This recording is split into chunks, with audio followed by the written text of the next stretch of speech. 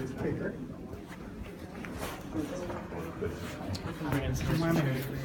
It's fine. You can work on the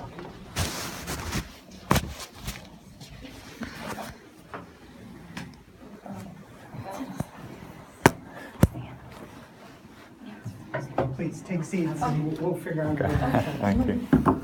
fit around. So the three of us are his children.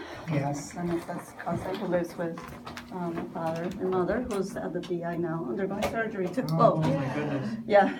Well, That she may already have had added. surgery. That may have added to the stress because my dad was anxious about my mom getting surgery today.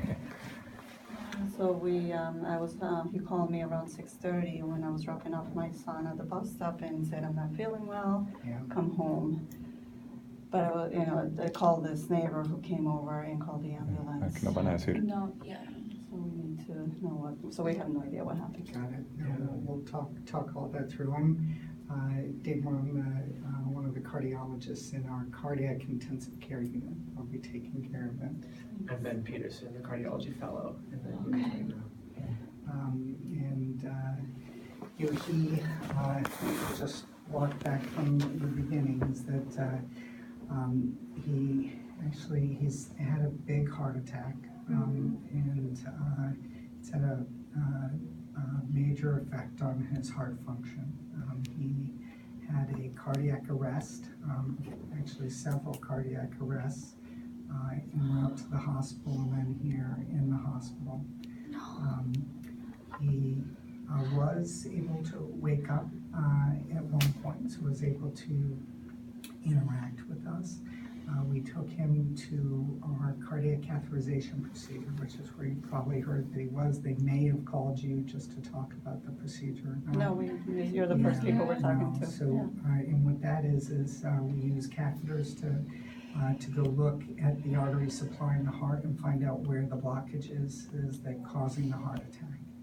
And so when he came down to the cardiac cath lab, his blood pressure was very low. He was not able to maintain a blood pressure, which means that the perfusion to all of his organs was diminished.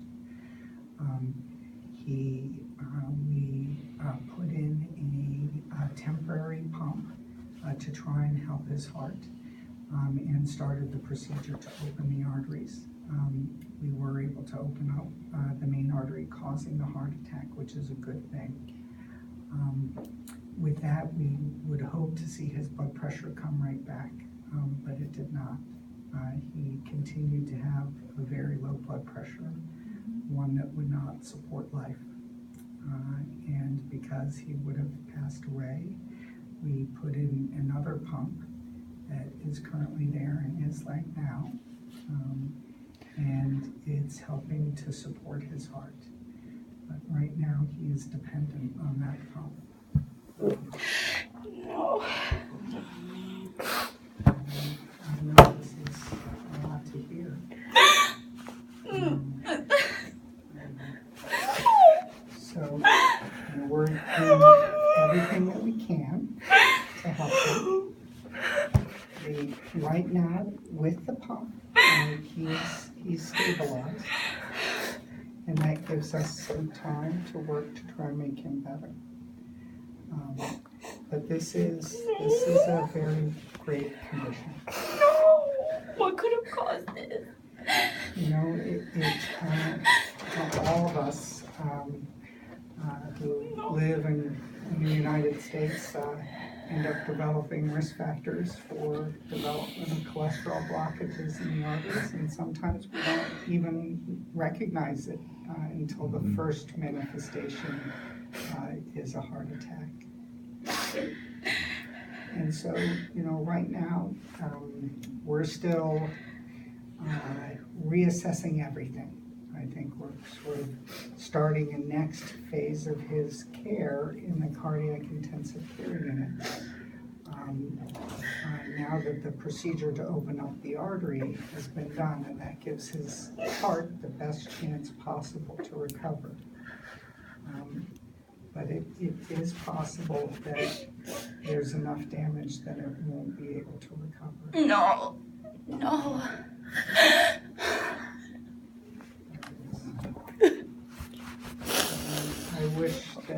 news I had was very different. And that, I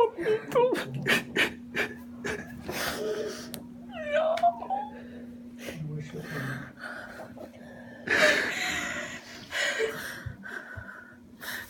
Can we see him? So we just need a little while to settle him up here. So he has tubes that are going into the arteries and veins in his leg that then go out to the front. He has a breathing tube, and he's on a mechanical ventilator that's helping him to breathe right now.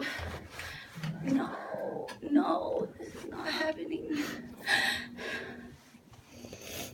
So there's very little chance. So I put it this way, that we think that we always start from this point with the goal of doing everything we can.